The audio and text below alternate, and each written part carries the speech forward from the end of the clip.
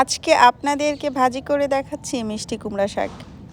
কিভাবে খুব সহজে মজা করে এই শাকটা ভাজি করতে পারবেন সেই রেসিপিটি আপনাদের সঙ্গে শেয়ার করছি। শাক ভাজি করার জন্য প্রথমে এখানে আমি মিষ্টি কুমড়া শাক নিয়েছি। শাকগুলোকে ভালো মতো কেটে বেছে নিয়েছি। শাকটা একটা সাইডে থাক। এদিকে চুলায় একটা প্যান বসিয়ে দিলাম। প্যানের ভিতরে বেশ কিছুটা তেল দিয়ে দিচ্ছি। তেলের ভিতরে দিয়ে দিচ্ছি 1 কাপ পরিমাণে পেঁয়াজ কুচি। প্রথমে পেঁয়াজটাকে হালকা করে ভেজে নিব। পেঁয়াজটা হালকা করে ভাজা হয়ে গিয়েছে। এখন দিয়ে দিচ্ছি 6 কোয়া রসুন কুচি।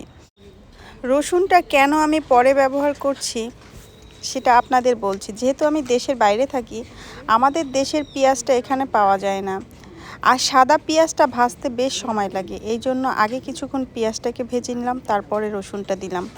আচ্ছা, এখন রসুন আর পেঁয়াজটা ভালো মতো ভাজা হয়ে গিয়েছে। আমি তেল থেকে পেঁয়াজ আর রসুনটাকে তুলে নিচ্ছি। এই তেলের ভিতরে শাকগুলো দিয়ে দিচ্ছি। দিয়ে দিচ্ছি কিছু কাঁচামরিচ কুচি। এখন দিয়ে দিচ্ছি স্বাদ মতো লবণ। দিয়ে দিচ্ছি 2 চিমটি পরিমাণে টেস্টিং সল্ট। শাক ভাজির ভিতরে টেস্টিং সল্ট ব্যবহার করলে শাক ভাজির টেস্ট অনেক ভালো হয়। এখন শাকটাকে ভালো মতো ভেজে নিব। যারা শাক খেতে পছন্দ করেন, আশা করি এই রেসিপিটা তাদের কাছে অনেক ভালো লাগবে।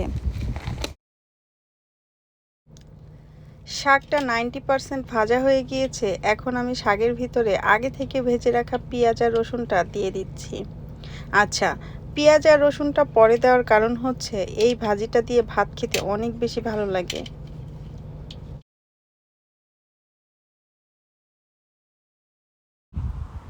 শাকটা সম্পূর্ণ ভাজা হয়ে গিয়েছে। এখন আমি শাকটাকে চুলা থেকে নামিয়ে নিচ্ছি। আমি একটা বাটির ভিতরে শাকটাকে ঢেলে নিচ্ছি। আমার শাক ভাজি রেসিপিটা আপনাদের কাছে কেমন লেগেছে আমাকে কমেন্টস করে জানাতে ভুলবেন না।